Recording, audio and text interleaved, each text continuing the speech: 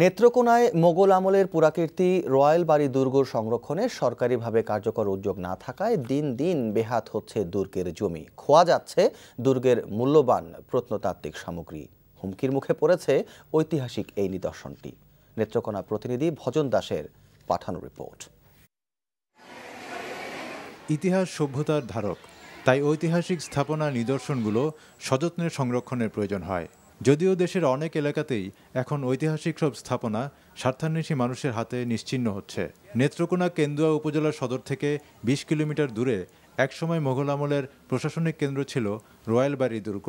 কালের প্রবাহে এই দুর্গ হারিয়ে যায় মাটির নিচে। প্রায় ২ যুগ আগে প্রত্নতত্ত্ব অধিদপ্তর খননের মধ্য দিয়ে দুর্গটি আবিষ্কার করে।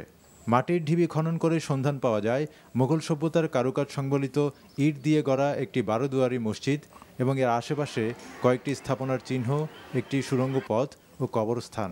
এক পর্যায়ে সম্পূর্ণ খনন কাজ শেষ না করেই প্রত্নতত্ত্ব অধিদপ্তর বন্ধ করে দেয় খনন কাজ। এরপর থেকেই লোপাট হতে থাকে নিদর্শনের সামগ্রী ও দখল হয় দুর্গের জমি। পরিচর্যার অভাবে, সরকারি কোনো পৃষ্ঠপোষকতার অভাবে এটা ধ্বংসের পথে, কারণ প্রশাসনিকভাবে এখানে কোনো লোক নেই।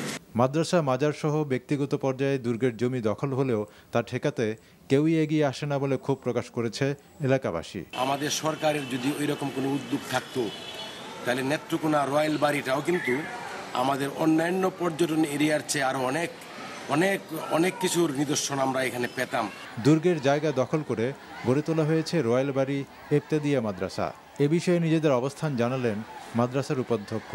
অনেক আগের থেকে এই জায়গার খাজনাকারী সবকিছু মাদ্রাসা পরিশোধ করতেছে। এখনো তারা অবশ্য আমাদেরকে স্থানান্তরিত করার জন্য ১-২বার চিঠি দিচ্ছে, কিন্তু আমাদেরকে জায়গা এবং আপনার অন্যান্য ব্যবস্থাপনা না করার কারণে তো আমরা এখান থেকে সরতে পারি। দুর্গের জমি উদ্ধার ও রক্ষণাবেক্ষণে প্রয়োজনীয় উদ্যোগ নেওয়া হবে বলে জানান উপজেলা নির্বাহী কর্মকর্তা। এরকম একটি স্থাপনা রক্ষা করা অবশ্যই কেন্দ্রবাসী হিসেবে আমাদের দায়িত্ব। সরকারি প্রতিষ্ঠান হিসেবে আমরা এটা সংরক্ষণের জন্য পরিচর্যার জন্য ব্যবস্থা নেব।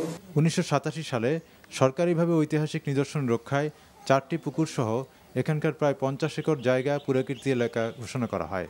অধিদপ্তর এই ঐতিহাসিক স্থাপনা রক্ষায় প্রয়োজনীয় উদ্যোগ নেবে, এমনটাই আশা করছে এলাকাবাসী। NTV news desk.